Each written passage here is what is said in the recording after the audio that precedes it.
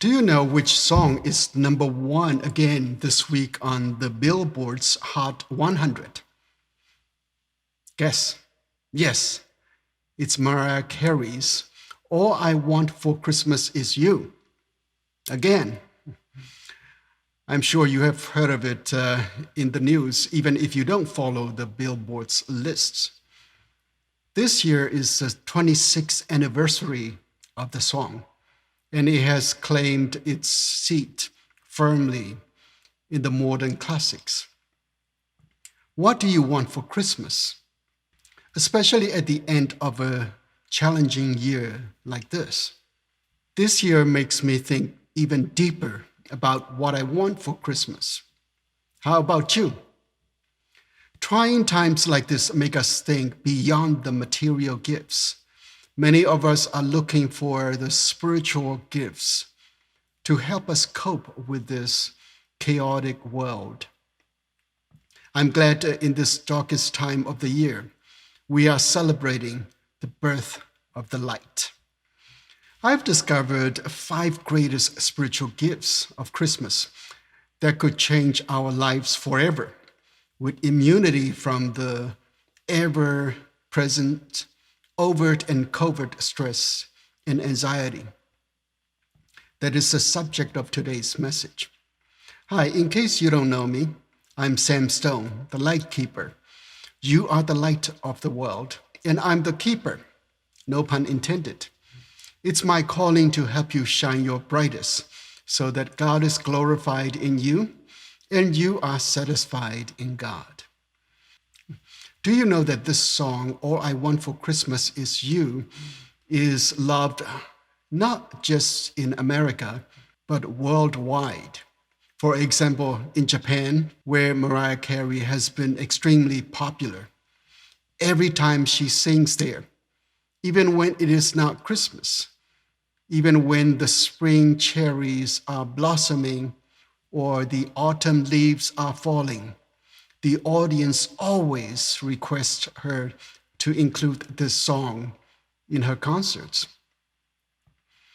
Carey wrote and produced this song herself.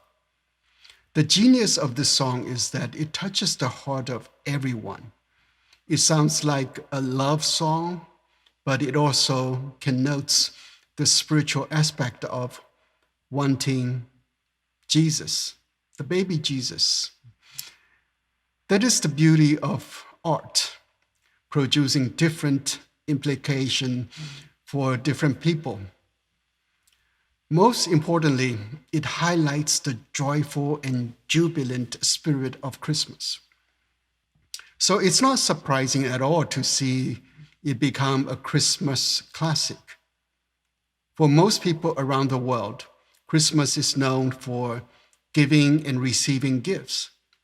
We all appreciate gifts, big or small, mostly when we were young, but as we grow older, we realize what we really want is something beyond the material gifts.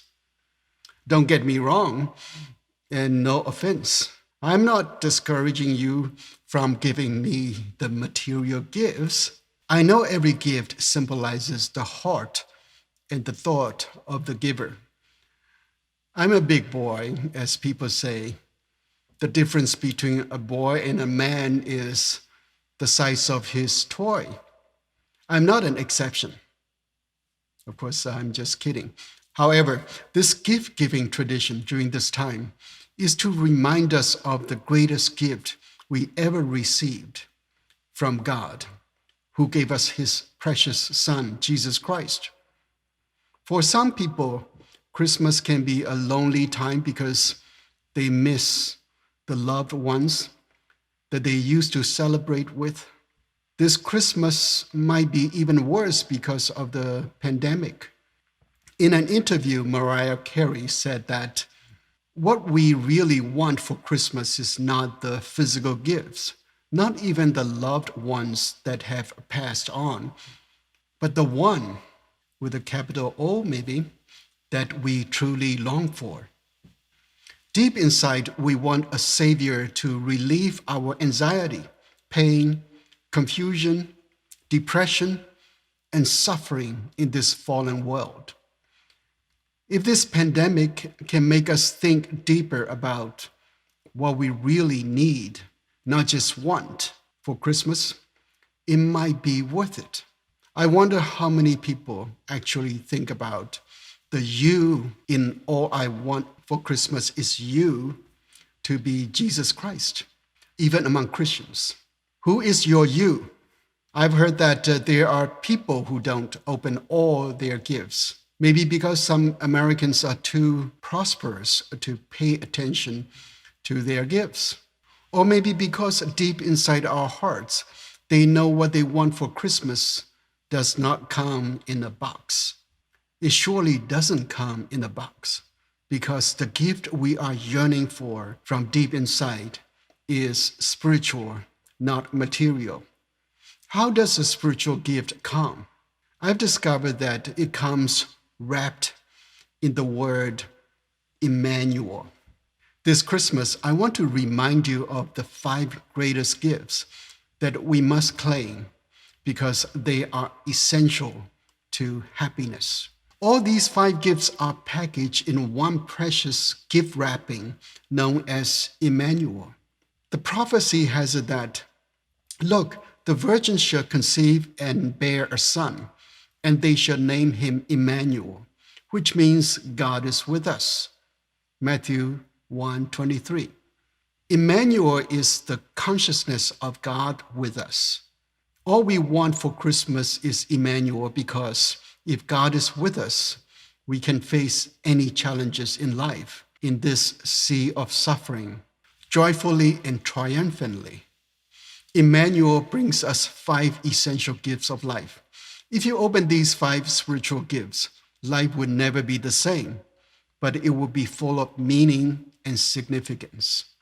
The first one is unwrap the gift of God's presence. The first gift is the consciousness of the presence of God, because, as said, one of Jesus' nicknames is Emmanuel, God is with us. His presence in our lives is God's presence with us. The presence of God is where happiness is. As King David said, in your presence there is fullness of joy. In your right hand are pleasures forevermore. Psalm 16:11. Just imagine what a beautiful place to be at God's presence. In fact, King David wrote a Christmas song similar to All I Want for Christmas Is You. It's known as Psalm 27, in which he said, "One thing I ask of the Lord, that I will seek after, to live in the house of the Lord all the days of my life, and behold the beauty of the Lord, and to inquire in his temple. Come, my heart says, seek his face. Your face, Lord, do I seek." Psalm 27:4-8. The consciousness of God's presence is invaluable. Meditating on his life story brings you the fullness of joy and everlasting pleasure that nothing can compare. Even King David, with all his royal luxuries, couldn't match what he possessed with the joy of the presence of God. No success or achievement in our lives can bring us pleasure equal to God's presence. So unwrap this spiritual gift and welcome God's presence in your life. Secondly, unwrap the gift of God's peace. Another nickname of Jesus is the Prince of Peace. Emmanuel brings us not only happiness, but also peace. For many people, peace is more important than happiness. Without peace, how can we be happy? Our world is hungry for peace. When we were young, even though life may be tough, we thought peace would happen one day, sooner or later. But we found peace to be farther away from what we expected as we grow older. Many seekers of peace found themselves empty-handed at the end of their life without Christ. Bertrand Russell was more than a peacemaker. He was a peace activist and one of the most brilliant minds of the 20th century. He was a renowned atheist, and one of his famous essays was Why I Am Not a Christian, which you can always find on the internet because the atheists worship the logic in this article.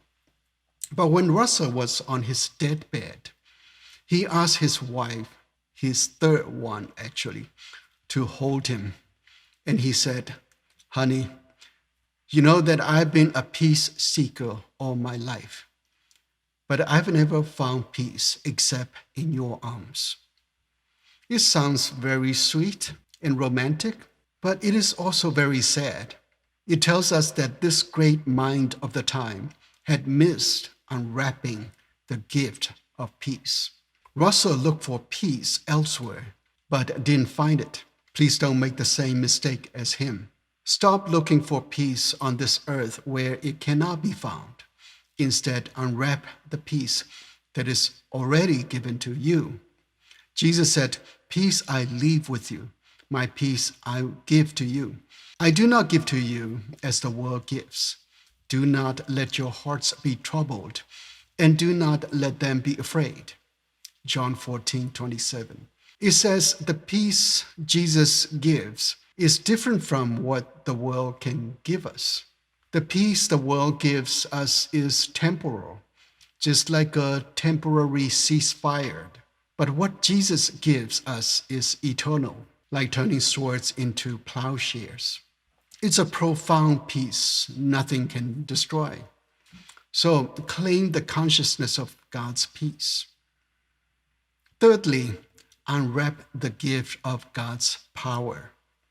Have you ever found yourself feeling powerless in certain things you want to accomplish or change, especially at times like this? We all can use a little more power to achieve our dreams. We are like smartphones, always power thirsty, always running out of juice. We end up having to charge them almost daily. You know, one of the best-selling electronic devices in these holidays is the power packs. I'm sure you have one too. At Christmas, God displays his power over nature. For nothing will be impossible with God. Luke 1:37. That was Angel Gabriel's word to Mary when he came to announce the miracle of Christ's incarnation. Because of Emmanuel, God is with us. This power is a gift for you now. If you can tap into God's power through constant consciousness to God's presence, it would be like having a smartphone permanently plugged into the power source, and you will have the unlimited power supply for your life. So unwrap the consciousness of God's power. The fourth one is unwrap the gift of God's promises. We live in the fallen world, known as a sea of suffering. In addition to God's presence, peace, and power, we also need hope to cope. God's promises are our hope because nothing else can guarantee fulfillment. Emmanuel, God is with us, is the fulfillment of the past promises of God, which assures us that the other promises will also be fulfilled in the future.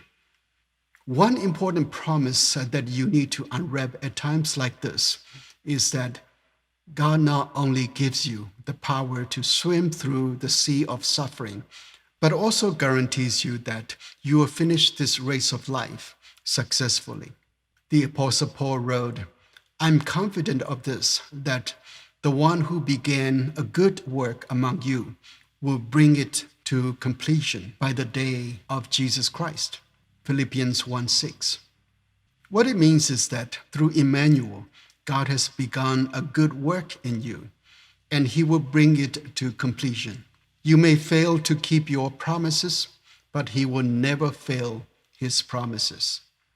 That's why we often sing, Great is thy faithfulness. God is not only with you for now, but also with you forever. That is what Emmanuel brings. So unwrap the consciousness of God's promises. Fifth, lastly, unwrap the gift of God's purpose. One of the most important questions we often ask since we were young is, what is my purpose in life? The problem is that we tend to find the answer everywhere except in the right place. Let's say you want to know the purpose of an electronic device that you don't know anything about. Would you want to check out its manual? Or better yet, consult the creator of it. Because Jesus is Emmanuel, God is with us. He brought both the manual of life and the demonstration of what life should be. He said, "My teaching is not mine, but his who sent me." Anyone who resolves to do the will of God will know whether the teaching is from God or whether I am speaking on my own. John 7:16. If you are resolved to do God's will and fulfill God's purpose for your life, listen to Jesus' teaching and you will feel your path enlightened. As the psalmist said, "Your word is a lamp to my feet and a light to my path." Psalm 119, 105. Not only did Jesus bring the user manual for your life, but he also came to demonstrate how to live and fulfill God's purpose. Jesus said, "Come to me, all you that are weary and are carrying heavy burdens, and I will give you rest. Take my yoke upon you and learn from me, for I am gentle and humble in heart, and you will find rest for your soul. For my yoke is easy and my burden is light." Matthew 11, 28-30.